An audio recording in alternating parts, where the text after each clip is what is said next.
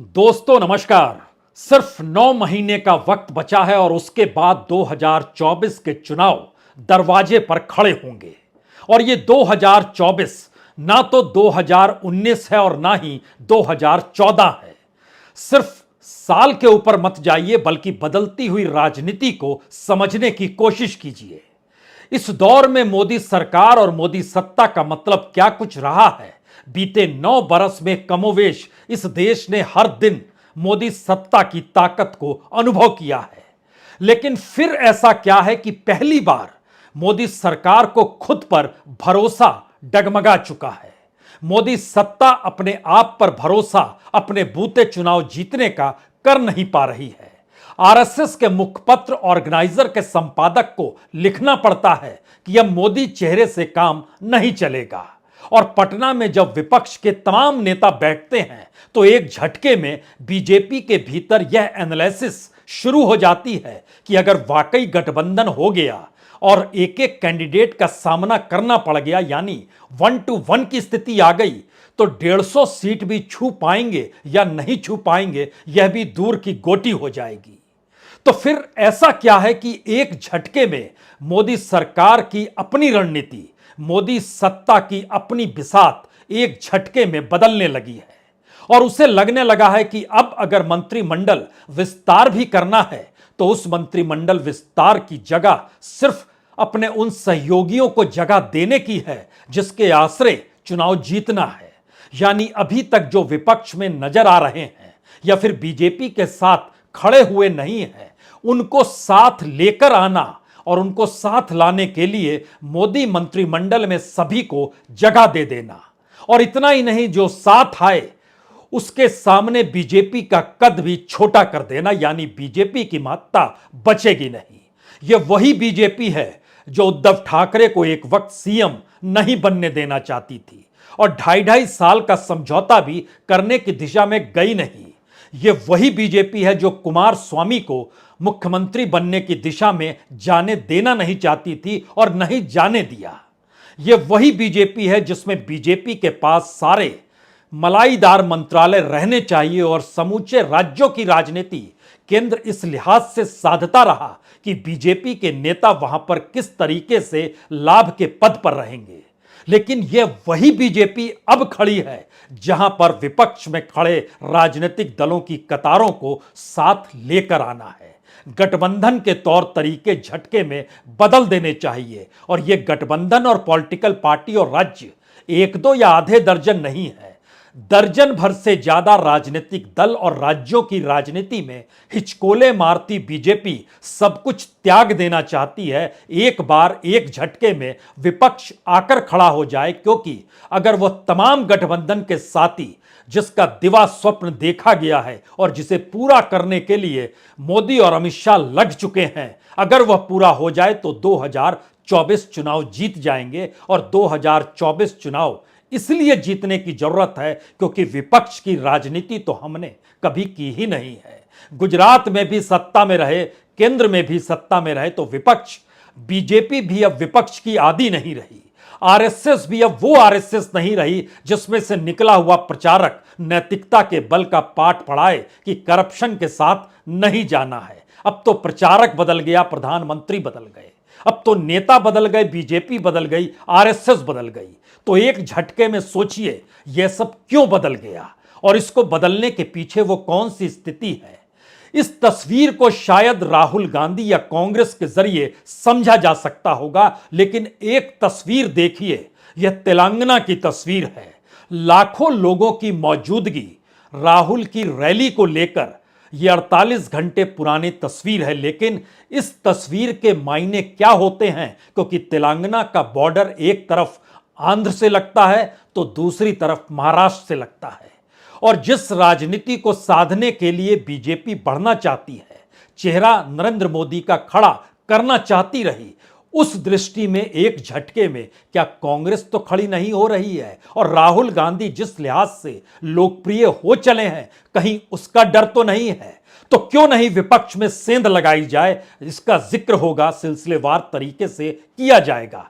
लेकिन पहले जिस तस्वीर का हम जिक्र करना चाहते हैं, जिस तस्वीर को देखकर दिल्ली की सांसें ऊपर नीचे हो रही है कि अगर लोकप्रियता का यही आलम रहा और अगर दूसरी पदयात्रा राहुल गांधी ने शुरू कर दी पश्चिम से पूरब की दिशा में, तो फिर रही सही राजनीति भी बीजेपी की समेटने की स्थिति में लाकर खड़ा कर देगी। तो एक क्षण के लिए इस तस्वीर को देखिए।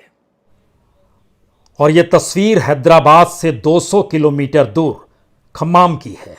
कांग्रेस का गढ़ रहा है, लेकिन जितनी बड़ी तादाद में यहां पर लोग पहुंचे और सुबह से लेकर रात तक लोग इस रैली में शरीक रहे, कौन थे ये लोग जो इतनी बड़ी तादाद में थे?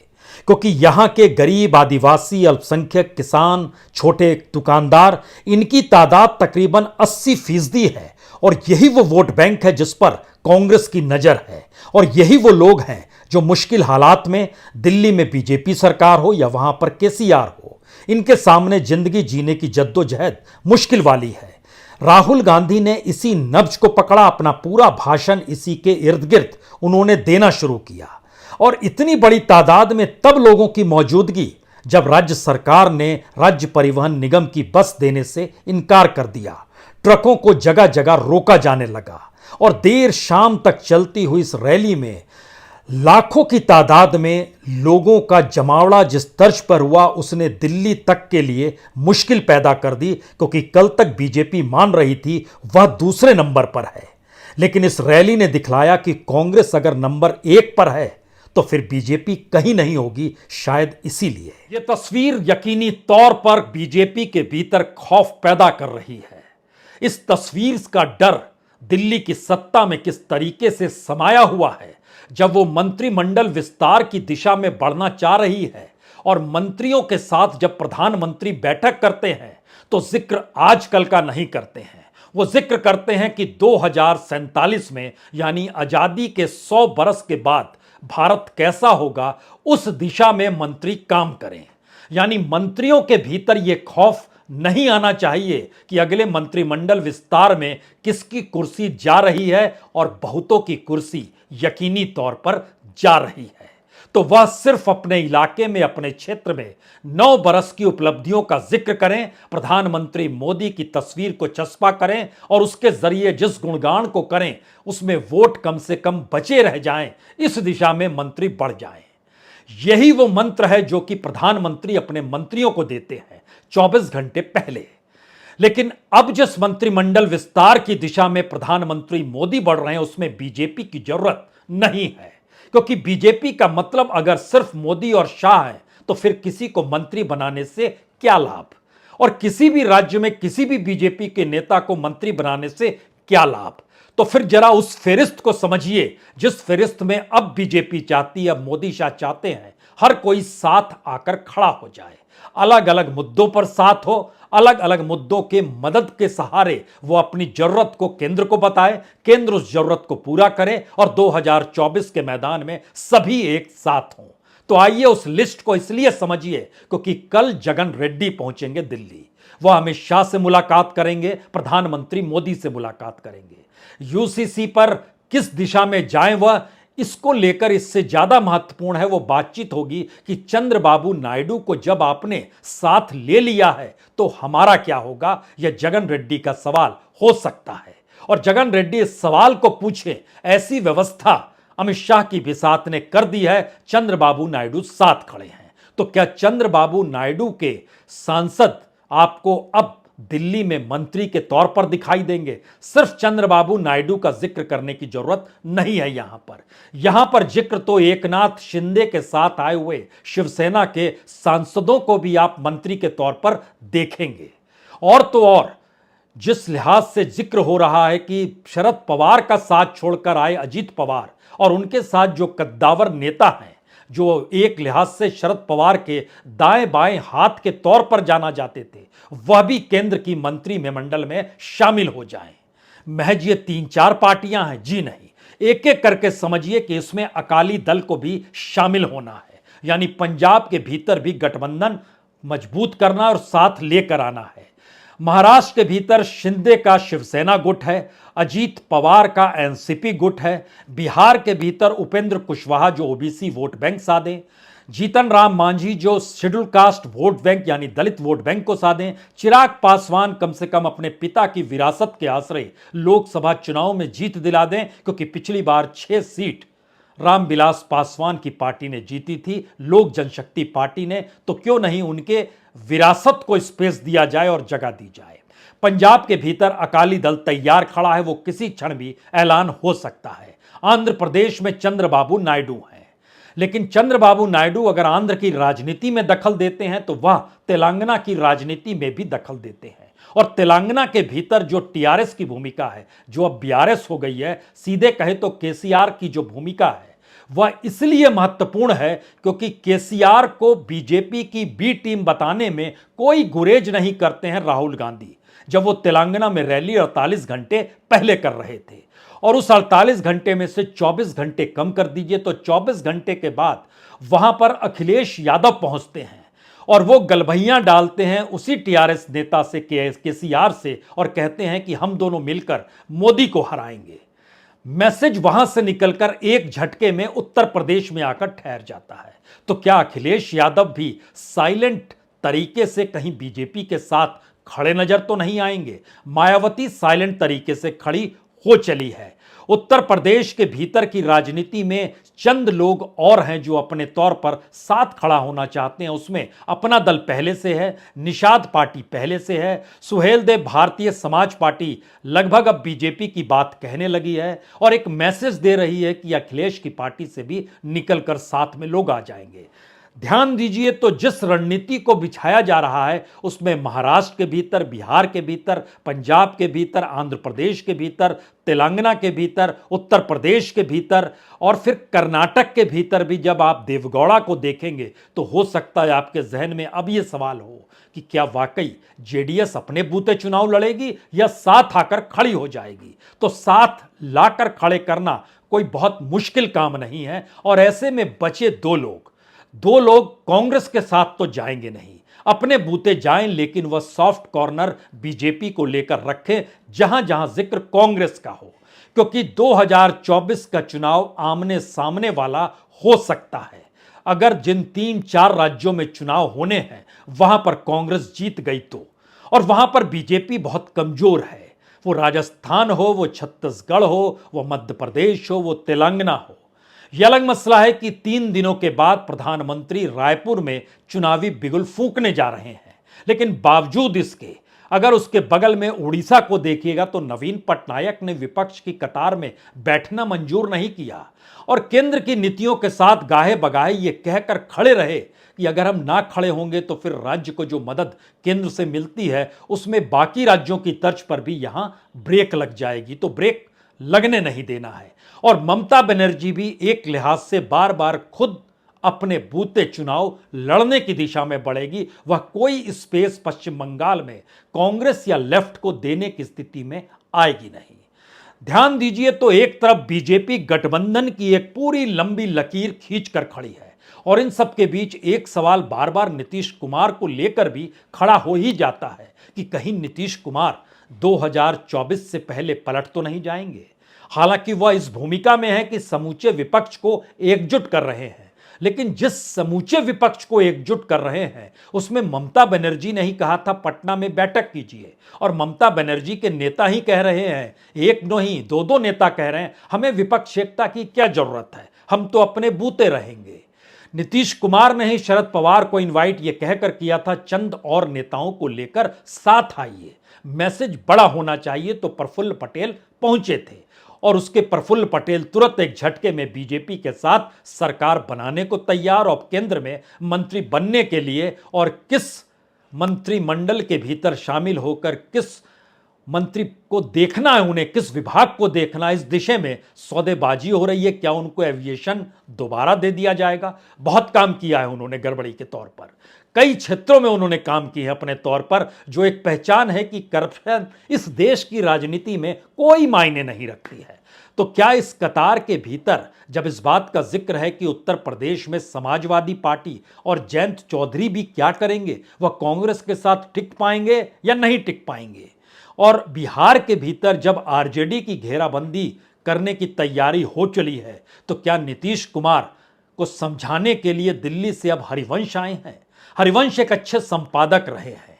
मुश्किल वक्त में संपादकीय के जरिए या तमाम अच्छे रिपोर्टरों के जरिए वह रिपोर्ट फाइल कराते थे कि ऐसी रिपोर्ट लिखो जिससे सरकारों को यह मैसेज जाए कि हमें यह काम करना है। और नीतीश कुमार के लिए कई बार उनके अपने अखबार प्रभात खबर के जरिए संपादकीय या रिपोर्ट लिखी भी गई। एक अच्छे संपादक हैं, यानी मैसेज कन्वे कर पाने में शानदार शख्स है वो। तो क्या मैसेज जो प्रधानमंत्री मोदी या शाह का है, उस मैसेज को लेकर वो पटना पहुंचे और मुलाकात जो 1.5 घंटे की चली, वो आने वाले वक्त में बीते 9 महीनों के साथ साथ किस दिशा में जाएगी, इसको कोई पढ़ सकता है क्या? या पढ़ने की शुरुआत हो चुकी है? जो भी कहिए, गठबंधन की राजनीति जिसको साधने के लिए विपक्ष अपने आप को एकजुट कर रहा है, उससे हटकर अगर हम देखना शुरू करें तो 1.5 दर्जन नेताओं की पूरी लिस्ट तैयार है। जो नेता बीजेपी के साथ आ सकते हैं, बीजेपी के साथ खड़े हो सकते हैं, बीजेपी के साथ मुद्दों पर सहयोग कर सकते हैं। ये तीनों परिस्थितियां बतलाती है कि यह नेता कांग्रेस के साथ नहीं जाएंगे, यह विपक्ष की उस रणनीति के भीतर नहीं जाएंगे जहां पर इस बात का जिक्र भी हो कि किसी भी हालत में आपको विपक्ष बनाना है या सत्ता के साथ रहना है, और सब कुछ देने को तैयार है बीजेपी। यानी जो मुख्यमंत्री पद महाराष्ट्र में ना दे सके, वो आज की तारीख में एनसीपी से आए हुए नेताओं को वित्त मंत्रालय तक दे देगी, और वो तमाम मंत्रालय देने को तैयार है, क्योंकि इस दौर में लगातार मंत्रिमंडल विस्तार तो महाराष्ट्र का रुका रहा। एकनाथ शिंदे के साथ 8 नेता बने जो शिवसेना छोड़कर आए थे, मंत्री बने। देवेंद्र फडणवीस के साथ 10 बीजेपी के मंत्री बने, यानी एक बड़ा हिस्सा खाली पड़ा हुआ है। जबकि बीजेपी के 105 विधायक हैं, शिंदे के पास 40 विधायक हैं, और अगर अजीत पवार के दावे को माना जाए तो 40 उनके पास भी हैं। तो लेकिन बावजूद इसके दोनों मिलाकर भी बीजेपी के पार नहीं है। लेकिन बीजेपी का मतलब अब सिर्फ एक ही नाम है, और वो नाम है प्रधानमंत्री नरेंद्र मोदी और अमित शाह का। इसी के आसरे चीजें चलनी है, तो बीजेपी की जरूरत क्या पड़ी है? तो नेताओं की फहरिस्त में हम जिक्र जब आपसे कर रहे हैं तो एकनाथ शिंदे है, अजीत पवार है, उपेंद्र कुशवाहा है, जीतन राम मांझी है, चिराग पासवान है, अकाली दल के बादल हैं, चंद्रबाबू नायडू हैं, टीआरएस के केसीआर हैं, मायावती उत्तर प्रदेश में है, निषाद पार्टी और सुहेलदेव भारतीय समाज पार्टी यानी राजभर साथी हैं, अपना दल भी साथी है, जगन रेड्डी आंध्र प्रदेश से आ रहे हैं, देवगौड़ा कर्नाटक के साथ खड़े हैं, नवीन पटनायक उड़ीसा में खड़े हैं, ममता बनर्जी बंगाल में खड़ी है। बचा कौन? तो ऐसे में आपके जहन में 4-5 चीजें बची हुई दिखाई देंगी। एक तो नेशनल कॉन्फ्रेंस और पीडीपी जो जम्मू कश्मीर के हैं, यह बीजेपी के साथ आ नहीं सकते हैं। उत्तर प्रदेश के भीतर छिटके हुए से या बहले हुए से समाजवादी पार्टी और जैन चौधरी एक लिहाज से कौन सा स्टैंड लें, अभी इसमें हिचकोले खा रहे हैं।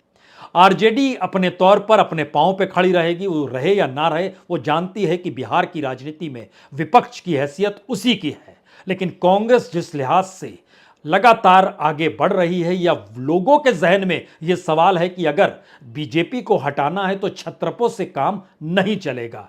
यानी 2024 की दिशा में बढ़ती हुई राजनीति एक झटके में 2 राष्ट्रीय राजनीतिक दलों को आमने सामने लाकर खड़ा कर रही है। एक तरफ बीजेपी हो, दूसरी तरफ कांग्रेस हो, और बाकी जो छत्रपों का समूह है वह टूटे बिखरे संभले जो भी करे, लेकिन वह इन दोनों राजनीतिक दलों की छत्र छाया में आ जाए। और कांग्रेस फिलहाल सत्ता में है नहीं, जिन राज्यों में सत्ता में है वहां पर कोई छत्रप है नहीं। लेकिन बीजेपी जहां जहां है, और बीजेपी को जहां जहां अपने पैर पसारने हैं, वहां पर छत्रपों की कतार बड़ी लंबी है। तो क्यों नहीं सारे छत्रपों को इसी दौर में समेट लिया जाए? और यह समेटना इसलिए जरूरी है क्योंकि 2024 हर हाल में जीतना है। तो क्या 2024 हर हाल में हारने की स्थिति में बीजेपी खड़ी हो चली है? इसीलिए यह घबराहट है और यह जल्दबाजी दिखाई दे रही है, क्योंकि जब आप इन परिस्थिति को परखना शुरू करेंगे तो मोदी कैबिनेट में 27 ओबीसी मिनिस्टर्स हैं। यह मैसेज क्या है? और ध्यान दीजिए, तो बीते दिनों जब उत्तर प्रदेश के भीतर में सोनेलाल पटेल की बर्थ एनिवर्सरी मनाई जा रही थी, तो जो अपना दल एस है जो सोनेलाल के नाम पर है, उसमें अमित शाह पहुंचते हैं। जो अपना दल के है उसमें अखिलेश यादव पहुंचते हैं। और तीसरी तरफ इस राजनीति में यूसीसी को लेकर केजरीवाल बीजेपी के साथ खड़े हैं, उद्धव ठाकरे बीजेपी के साथ खड़े हैं, मायावती बीजेपी के साथ खड़ी है, जगन रेड्डी कल फैसला ले लेंगे, वह भी साथ ही खड़े हैं एक लिहाज से मानिए। तो यह राजनीति मंडल और कमंडल की राजनीति के आगे की एक नई परिभाषा में इस देश की राजनीति को ले जा रही है, जिसकी कमान संयोग से एक तरफ बीजेपी है, दूसरी तरफ कांग्रेस है। यानी मंडल कमंडल की राजनीति को साधने के लिए जो क्षत्रपों का समूह इस देश के भीतर निकल कर आया, क्या वो 2024 के चुनाव के साथ पूरी तरीके से खत्म हो जाएगा या खत्म होने की दिशा में वह बढ़ चुका होगा? अगर मौजूदा वक्त के थर्मामीटर राजनीतिक को पकड़िए तो राजनीतिक थर्मामीटर बहुत साफ कहता है, क्षत्रपों के सामने मुश्किल यह है कि वह अपनी पॉलिटिकल पार्टी कैसे चलाएं, संगठन के लिए पैसा कहां से जुटाएं, और अगर सत्ता हाथ में आती हुई नहीं दिखती है तो वह किसी भी माध्यम से सत्ता आए, संगठन संभले या ना संभले, खुद संभल जाए तो आने वाले वक्त में पार्टी को भी संभाल लेंगे, जैसे शरद पवार कह रहे हैं। शरद पवार नहीं समझ पा रहे हैं कि यह 70, 80, 90 का दशक नहीं है जब वो बगावत करते थे या उनसे कोई बगावत कर देता था। यह तो 21वीं सदी में 2023 का बरस है, जब दिल्ली में बैठी हुई राजनीतिक सत्ता के लिए समूची राजनीति और सत्ता और सरकार का मतलब सिर्फ यही है कि सरकार बनी रहनी चाहिए, और उस सरकार को बने रखने के लिए साम दाम दंड भेद का मतलब यह है वो क्षत्रप हो, वह एक नेता हो, वह एक छोटा कार्यकर्ता हो, वह जिला स्तर का हो, पंचायत स्तर का हो, राज्य स्तर का हो, राष्ट्रीय स्तर का हो, हर किसी को धराशायी करना है या अपने पीछे लाकर खड़ा करना है, जहां वो हाथ में झंडा ले और जुमा पर नारा हो। और उन सब के बीच एक फिलॉसफी हो कि बेहतरीन विकास और सबका साथ कोई कर रहा है तो वो एक ही शख्स है। इस राजनीति की जरूरत इस रफ्तार के साथ ना तो 2019 में थी ना 2014 में थी। अपने ऊपर भरोसा था और अपने संगठन पे भरोसा था, बूथ तक ऑर्गेनाइजेशन का ढांचा तैयार था, पैसे की कमी नहीं थी, कॉरपोरेट का पूरा साथ था, और इन सब के बीच अलग अलग मुद्दे थे। उन मुद्दों के आसरे उसे पूरा करते हुए आगे बढ़ने के बावजूद भी क्या बीजेपी को लगने लगा कि दरअसल चुनाव ना हार जाएं, या चुनाव हारने की दिशा में बढ़ चुके हैं, या फिर चुनाव जिस भरोसे जीत रहे थे वो चेहरा जब धूमिल पड़ने लगा तो ये झटका उस चेहरे को लग गया कि अब अगर नहीं संभले और नहीं बचाया तो फिर गद्दी गंवा देंगे। क्या वाकई ऐसी स्थिति मोदी के साथ हो चली है? क्योंकि इस देश के भीतर की राजनीतिक परिस्थितियां उन मुद्दों को देख रही है, और मुद्दों की तरफ देश ना देखे तो एक नए राजनीतिक गठबंधन की दिशा में देश को ले जाने का काम वही सत्ता कर रही है जो कल तक मुद्दों को उठा रही थी। अयोध्या मुद्दा पूरा हुआ, धारा 370 पूरा हुआ, कॉमन सिविल कोड की दिशा में बढ़ चुके हैं, सबका साथ सबका विकास में लगातार आवाज उठती है, ये होता नहीं है। जिस दिशा में आप इस देश के गरीब, मजदूर, किसान, तमाम चीज़ों का जिक्र करते थे, उसमें उनके सामने और बड़े सवाल होते जा रहे हैं जिंदगी जीने को लेकर। जो महंगाई है, बेरोजगारी है, मैन्युफैक्चरिंग सेक्टर का नीचे जाना, ये तमाम परिस्थितियां हैं, तो क्या ये सवाल नहीं उठेंगे इस गठबंधन के दौर में? या राजनीति सब कुछ अपने केंद्रित कर लेती है और कहती है कि भूल जाओ सब कुछ? क्या वाकई ऐसी परिस्थिति आ गई है? अगर ऐसी आ गई है तो आखिर के 3 सवाल जो सबसे बड़े सवाल हैं। पहला सवाल, क्या वाकई बीजेपी और नरेंद्र मोदी को ये लगने लगा कि चुनाव हार रहे हैं? बीजेपी से कहीं ज्यादा परिस्थिति आरएसएस की भी उसके साथ खराब हो गई कि नैतिकता गई अलग, यहां तो सत्ता बचा लो यही महत्वपूर्ण। यानी बीजेपी, आरएसएस और मोदी तीनों को लगने लगा कि सत्ता जा रही है तो सारा दांव मोदी के माथे पर से खेला जा रहा है कि आप ही राजनीति को साधिए और जो मन चाहे सो कीजिए, और उस दिशा में यह नजर आ रहा है एक पूरी लंबी कतार इस देश के भीतर में गठबंधन की तैयार की जा रही है, बाय हुक और बाय क्रुक। ये पहला पॉइंट है। दूसरा पॉइंट है, इस देश के तमाम क्षत्रपों के सामने क्या वाकई ऐसी मुश्किल स्थिति आ चुकी है जहां पर उनके अपने अस्तित्व का सवाल है, और अब संगठन तो दूर की बात, नेता खुद को बचाने के लिए उस राजनीति के साथ खड़े हो रहे हैं जिस राजनीति के विरोध में वह राजनीति को साधना चाहते थे, क्योंकि रास्ता कोई नहीं बच पा रहा है। यह दूसरा सवाल था।